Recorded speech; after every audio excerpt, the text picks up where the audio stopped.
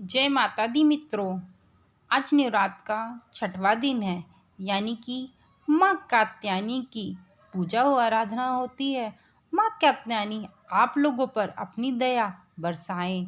आखिरकार माँ कात्यायनी की पूजा करने से क्या फल प्राप्त होता है?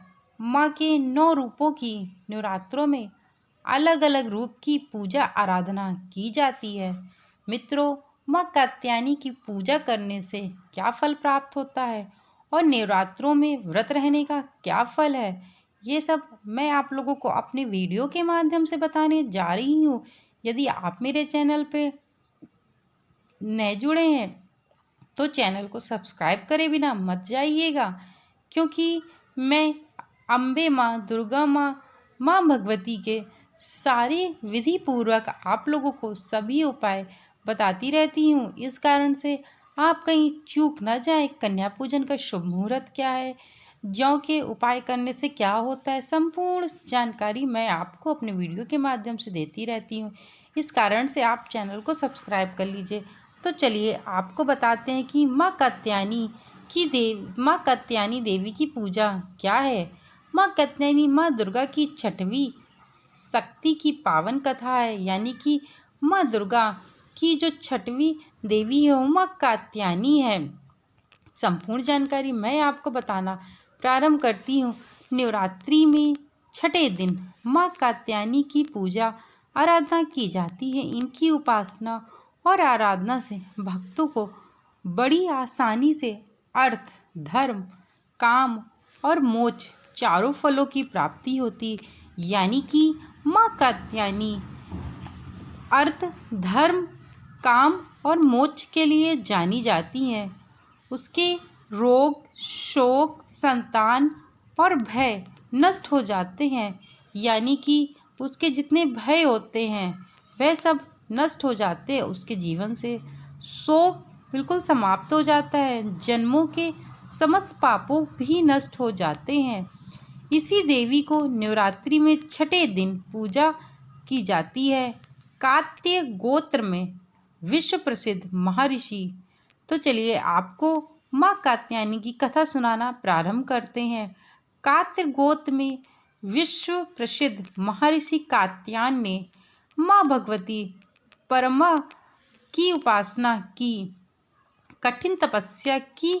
उनकी इच्छा थी कि उन्हें पुत्र की प्राप्ति हो। माँ भगवती ने उनके घर पुत्र के रूप में जन्म लिया, यानी कि माँ कात्यायनी ने खुद उनके घर में, किनके, विश्व प्रसिद्ध महर्षि कात्यायन के घर में माँ दुर्गा ने कात्यायनी के रूप में जन्म लिया, उनके बेटे के रूप में। इसीलिए यह देवी का नाम कात्यायनी कहलाई, यानी कि इसी कारण से माँ देवी का नाम कात्यायनी पड़ा है।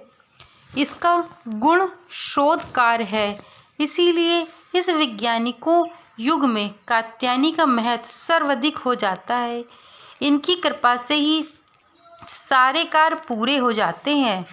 ये वैद्यनाथ नामक स्थान पर प्रकट होकर पूजी गई हैं, यानी कि ये वैद्यनाथ, यानी कि ये है गोरखपुर साइड वैद्यनाथ पड़ता है, ये वहाँ पे खुद ही प्रकट हुई थी माँ कात्यायनी। अमोघ फलदायिनी माता है ये। भगवान कृष्ण को पति के रूप में पाने के लिए ब्रज की गोपियों ने इन्हीं की पूजा की थी, यानी कि ब्रज की जो गोपियाँ थीं वो उन्होंने पूजा की थी माता कात्यायनी की, ताकि कृष्ण को अपने पति के रूप में पा सके। यह पूजा कालिंदी यमुना के तट पर की गई थी, इसीलिए यह ब्रजमंडल की अधिष्ठात्री देवी के रूप में प्रतिष्ठित हैं। इनका स्वरूप अत्यंत भव्य और दिव्य है। यह स्वर्ण के समान चमकीली हैं और भास्वर हैं, यानी कि ये माँ जो है कात्यायनी माता है, जो उनकी पूजा आराधना करने से आपको सभी फलों की प्राप्ति होती है। जब स्वयं गोकुल में जितनी भी रह रही थी गोपियाँ, उन्होंने माता कात्यायनी की पूजा की थी, क्योंकि वह कृष्ण जी को अपने पति के रूप में पाना चाहती थी। आखिरकार गोपियों ने भगवान कृष्ण को अपने पति के रूप में पाया भी और भगवान कृष्ण की कृपा से वह उनके साथ सुखपूर्वक रही भी, क्योंकि कृष्ण भगवान की छवि ऐसी थी, नटखट छबीले, और वो अद्भुत रूप, इतनी अच्छी, इतनी सुंदर प्रतिष्ठा, तो कोई भी मनमोहित हो सकता है। इनकी 4 भुजाएं यानी कि इनकी 4 हाथ हैं। इनकी 4 भुजाएं, दाईं तरफ का ऊपर वाला हाथ अभय मुद्रा में है, यानी कि जो दाईं तरफ का ऊपर वाला हाथ है वह अभय मुद्रा में है तथा नीचे वाला हाथ वर मुद्रा में है, यानी कि नीचे का जो हाथ है उनका वो वर मुद्रा में, यानी कि जो भी व्यक्ति अपनी मनोकामना को पूर्ण कराना चाहता है तो उसको माँ कात्यायनी की पूजा जरूर से ज़रूर करनी चाहिए। माँ के बाईं तरफ के ऊपर वाला हाथ में तलवार है।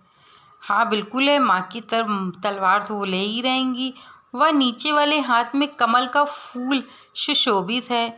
इसका वाहन भी सिंह है, यानी कि जिस तरीके से माता दुर्गा का वाहन सिंह है, उसी तरीके से माँ कात्यायनी का भी जो वाहन है वह सिंह है। इनकी उपासना और आराधना से भक्तों को बड़ी आसानी से फल प्राप्त हो जाता है। यह अर्थ, धर्म, काम और मोक्ष चारों फलों की प्राप्ति होती है।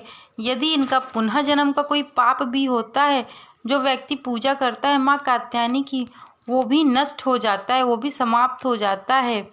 और उसके रोग, यदि रोग है, शोक है, भय है, यानी कि उसके जीवन में यदि बहुत शोक है, बहुत परेशान रहता है, बहुत विचलित रहता है, अक्सर निगेटिविटी रहती है, नकारात्मकता रहती है उसके अंदर, तो उस व्यक्ति को माता कात्यायनी की पूजा जरूर से ज़रूर करनी चाहिए।